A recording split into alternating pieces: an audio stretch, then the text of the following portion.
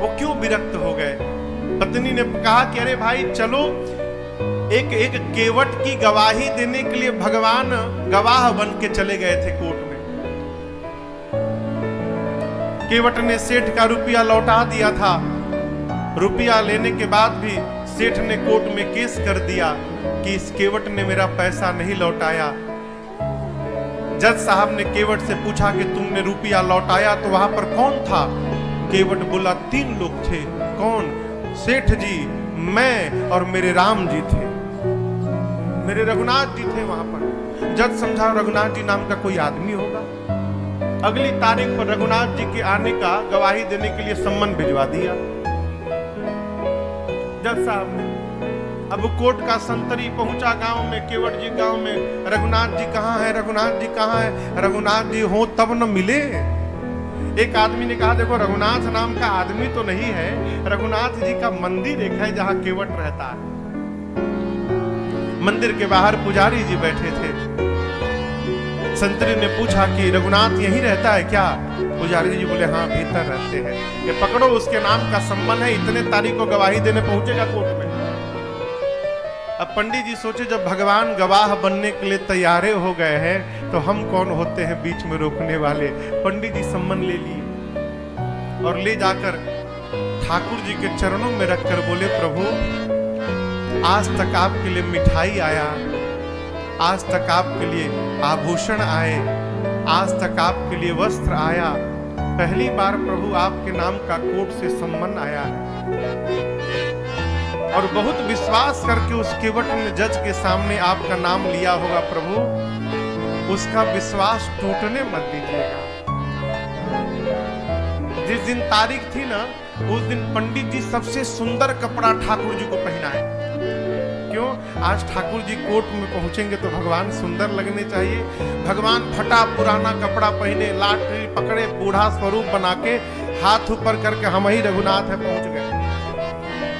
और ऐसी गवाही दी कि पहली हियरिंग में ही केस समाप्त। सेठ को सजा हो गई, केस तो समाप्त हो गया, लेकिन जज साहब डिस्टर्ब हो गए। सोचने लगे भाई आज तक तो ऐसा कोई गवाह आया ही नहीं जो एक ही बार में केस को ही समाप्त कर दे। कोर्ट से निकल के अपने चेंबर में गए, केवट को बुलाकर बिठाए। बोले ये बताओ कहां रहते हो तुम? रघुनाथ जी के मंदिर में मैं रहता हूं।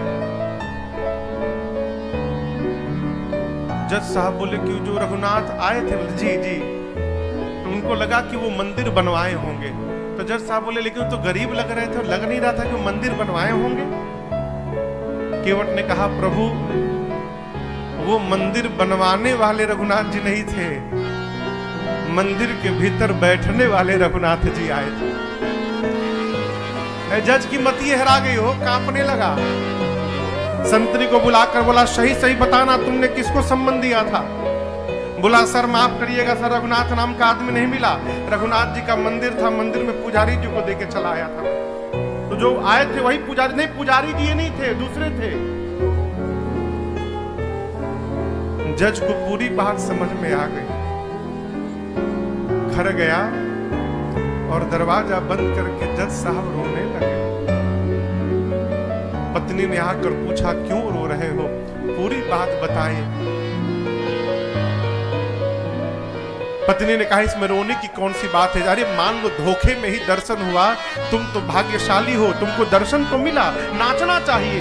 बोले इसलिए नहीं रो रहा हूं कि राम जी चले गए, इसलिए नहीं रो रहा हूं, मैं इसलिए रो रहा हूं अरे कुर्सी पे बना जज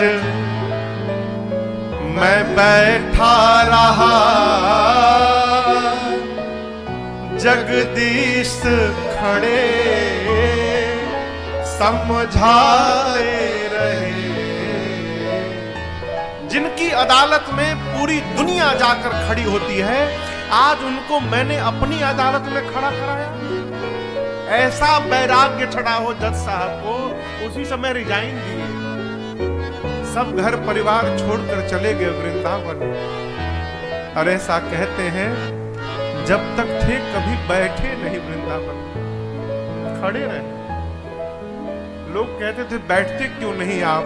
बोले मेरी यही सजा है, मैंने भगवान को अपनी अदालत में खड़ा करा के रखा था, अब मैं भगवान के ध्यान में जब तक जीवित रहूंगा तब तक मैं खड़ा रहूंगा, अब मैं बैठूंगा नहीं। भगवान किसी रूप में आ सकते हैं माई बाप, आपकी आस्था वैसी होनी चाहिए।